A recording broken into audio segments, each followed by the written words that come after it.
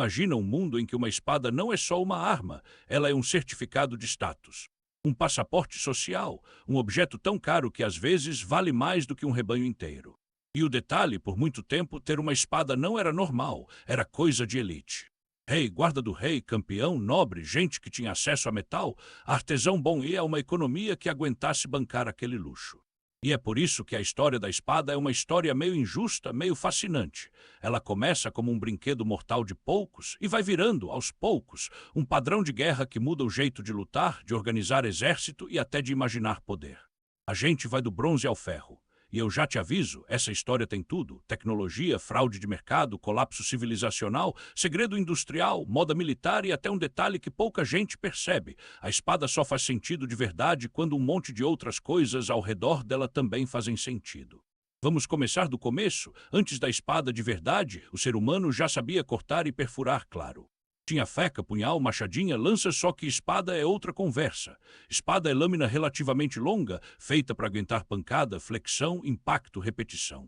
E isso exige metalurgia mais refinada do que parece. No Neolítico, a galera tinha lâminas de pedra. Obsidiana, por exemplo, corta absurdamente bem, tipo assustadoramente bem, só que é frágil. É ótimo para cortar carne, para fazer lâmina de faca, mas numa briga com impacto e batida, a chance de quebrar é grande. E quebrar no meio de uma luta é o tipo de azar que não dá replay. A grande virada vem quando a humanidade começa a dominar metais. Primeiro cobre, só que cobre puro é macio demais. Aí vem o bronze, mistura de cobre com estanho normalmente. E isso é um salto tecnológico gigante, porque bronze dá para fundir, moldar, repetir formas e ele aguenta muito mais. E aí, por volta do terceiro milênio antes de Cristo, você começa a ver na arqueologia armas de bronze que já parecem quase espada, mas ainda são muito mais próximas de punhais longos. O que falta? Resistência e design. No começo, as espadas são curtas e finas. Muitas são feitas como se fossem punhais esticados. E o problema é que se você dá uma pancada lateral forte, pode entortar. E se entortar, a lâmina vira uma colher assassina. Ainda fura, mas perde a eficiência e a moral despenca. As primeiras espadas de bronze realmente reconhecíveis aparecem com força no começo da Idade do Bronze, em especial no Egeu. Civilizações como a minoica e a micênica, estamos falando ali mais ou menos entre 2000 e 1200, têm produção de armas de bronze sofisticada. E você começa a ver espadas com lâmina mais longa, com reforços, nervuras no meio para dar rigidez, engenharia aplicada em arma. Uma coisa legal, a nervura central, aquele vinco no meio da lâmina, não é enfeite. A estrutura é como dobrar uma folha de papel, plana ela é molenga, dobrada ela fica rígida. O ferreiro do bronze não era artista, ele era engenheiro de sobrevivência. E porque a espada se torna um símbolo de elite no bronze, simples, estanho é raro em muitos lugares. Cobre até dá para achar em mais regiões, mas estanho não é tão fácil. Isso cria rotas comerciais gigantes. E quando você tem um material raro, você tem controle. E quando você tem controle, você tem poder. Então, espada de bronze é literalmente uma arma globalizada. Ela depende de comércio. Depende de minério vindo de longe. Depende de especialistas. E isso significa que em muitos reinos o governante controla o metal, controla o artesão e controla quem sai por aí com uma lâmina dessas. Agora, detalhe importante, no bronze a arma mais democrática e eficiente ainda é a lança. Barata, fácil de fazer, alcance enorme, excelente em formação. Espada é muitas vezes arma secundária. Você entra com lança, e se a coisa vira uma briga corpo a corpo confusa, aí a espada aparece como plano B elegante e mortal. Só que tem um período em que a espada de bronze vira quase obsessão, o final da Idade do Bronze. Porque as guerras mudam, os contatos aumentam e o design das espadas evolui. E aqui entra uma peça famosa, um tipo de espada que historiadores chamam em muitos catálogos de Naus II. Ela aparece por volta de 1200 e se espalha por um monte de lugares do Mediterrâneo. O que ela tem de especial? Formato mais versátil, uma lâmina que pode cortar e perfurar com mais eficiência, com um equilíbrio melhor. E mais, esse design parece ter sido copiado, adaptado, reproduzido em massa. Isso indica uma coisa interessante, o conceito de padrão militar. Quando um design funciona, ele vira moda e vira necessidade. Agora segura essa data, por volta de 1200 a.C., o mundo do Mediterrâneo Oriental dá uma tremida violenta. É o que a galera chama de colapso da Idade do Bronze. Cidades caem, palácios queimam, rotas comerciais quebram, sistemas políticos colapsam. Você tem migrações, guerras, fome e instabilidade. Não é um apocalipse instantâneo, mas é uma quebradeira de séculos de equilíbrio. E por que isso importa para a espada? Porque o bronze depende de comércio estável. Sem rota, sem estanho, sem bronze. E se você não consegue manter o bronze, você começa a buscar alternativas. E aí entra o ferro, e aqui tem uma polêmica histórica deliciosa, porque todo mundo já ouviu a frase: os hititas tinham o segredo do ferro. Isso aparece muito em livro antigo e em conversa de documentário. A realidade é mais chata e mais interessante: ferro existia antes. Tem objetos de ferro bem antigos, inclusive feitos de ferro meteórico, ferro que cai do céu. E isso é quase poético: os primeiros ferros nobres eram literalmente presentes do espaço. Só que ferro meteórico é raridade. Não dá para equipar exército com meteorito. Para isso você precisa reduzir minério de ferro, e isso exige temperatura alta e controle de carbono, de oxigênio, de forno, um pacote tecnológico difícil. O ferro começou como material experimental por séculos, aparecendo em pequenas peças. Mas a grande virada é quando certas regiões desenvolvem fornos e técnicas capazes de produzir ferro em quantidade. E isso acontece de forma gradual em vários lugares, com ritmos diferentes, especialmente entre 1200 e 800 a.C., mais ou menos. E aqui vem a pegadinha: ferro no começo não é automaticamente melhor que bronze. Muita gente imagina ferro como upgrade imediato. Não, ferro mal feito pode ser pior que bronze bom. O que faz o ferro virar rei é a combinação de dois fatores: abundância e evolução técnica. Ferro é muito mais comum na crosta terrestre do que estanho. Então, quando você aprende a produzir ferro de maneira consistente, você não depende tanto do comércio de longo alcance. Você pode fazer arma localmente. Isso muda a economia da guerra, muda o tamanho do exército. Muda quem pode ser armado. Agora pensa nisso: se bronze é um sistema de elite, ferro pode virar um sistema de massa. Isso é poder puro, só que tecnicamente o ferro inicial costuma ser ferro forjado com baixa porcentagem de carbono. Ele é relativamente macio, ele aguenta pancada, mas não segura fio tão bem quanto um aço bom. O aço, ferro com mais carbono, é outro estágio, e o segredo do aço está em controlar carbono e tratamento térmico. Aquecer, resfriar, temperar, revenido parece magia, mas é química e física. E é por isso que, durante muito tempo, uma espada boa é quase um milagre industrial.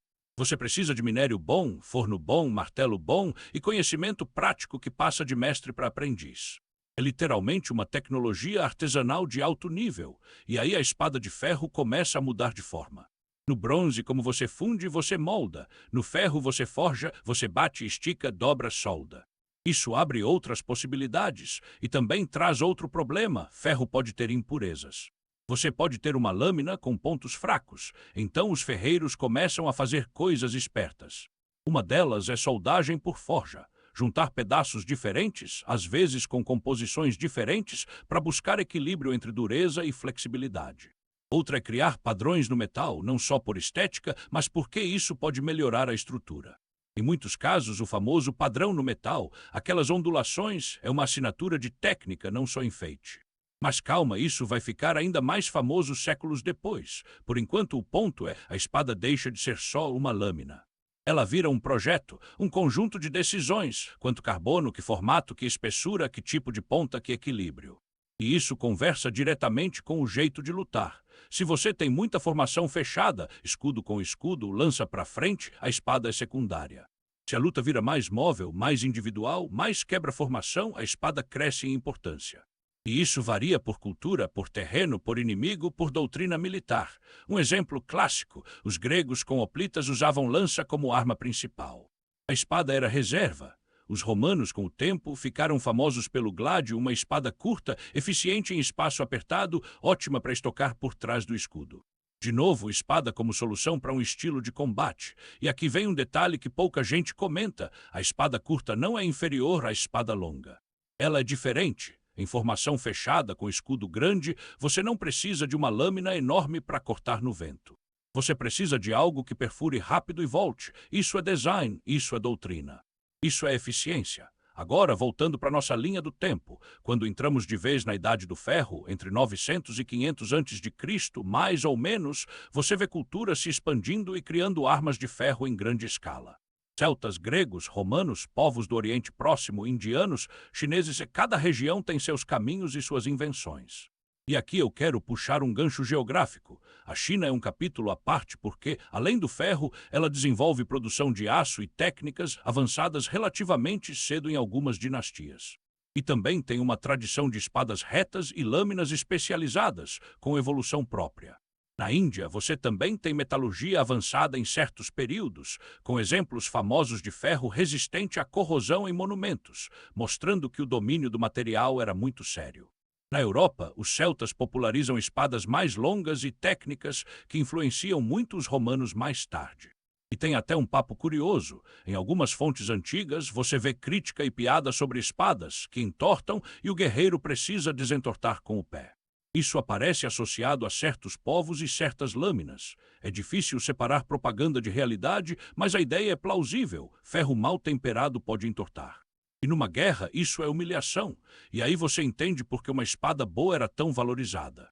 Não era só tem uma espada, era tem uma espada que não me trai. Agora, deixa eu te jogar uma cena mental, um ferreiro na Idade do Ferro não tem termômetro.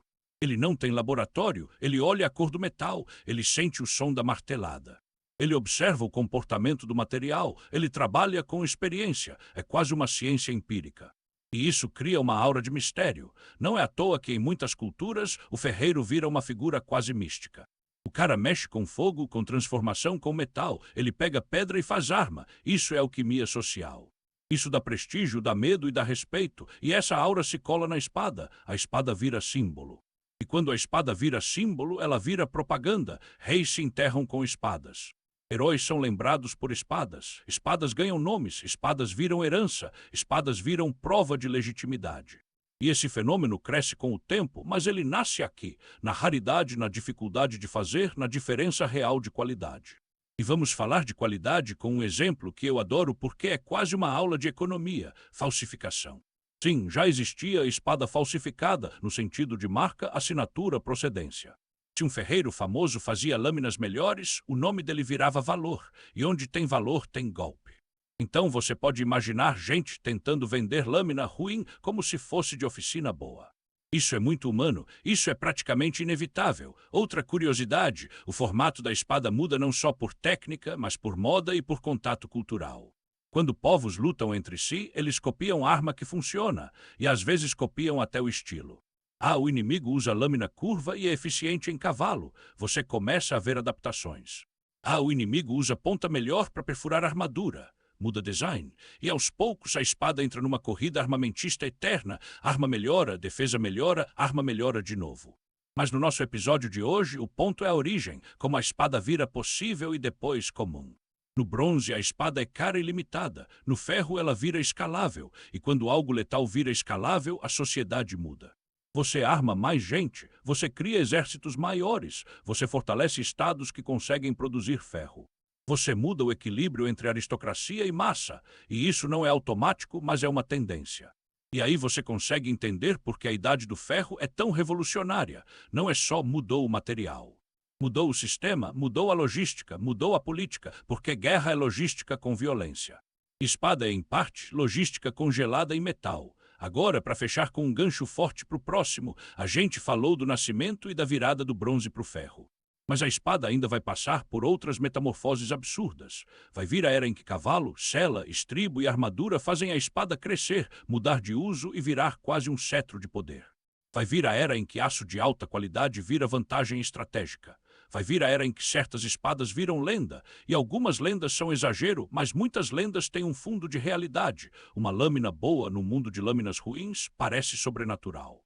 E vai vir o momento em que a espada começa a perder espaço não porque fica ruim, mas porque aparece algo que muda a matemática da guerra, a pólvora. Mas isso é mais adiante. Por enquanto, segura essa imagem, um mundo sem espada como item comum. Um mundo em que a lâmina longa é um luxo, uma tecnologia, um símbolo. E então, lentamente, o ferro democratiza o metal e a espada deixa de ser só a arma do rei. Ela vira a arma do mundo. E eu quero te perguntar uma coisa para você comentar. Na sua cabeça, a espada é mais arma prática ou mais símbolo? Porque a história real é que ela sempre foi as duas coisas ao mesmo tempo. E é isso que torna a espada tão poderosa até hoje, mesmo no mundo de drone, míssil e guerra eletrônica. Se você curtiu, se inscreve no Filhos de Heródoto e comenta aí. O que você acha mais impressionante? A dependência global do estanho para fazer bronze ou o fato de que, por muito tempo, uma espada boa era quase um segredo de oficina, como se fosse receita de família?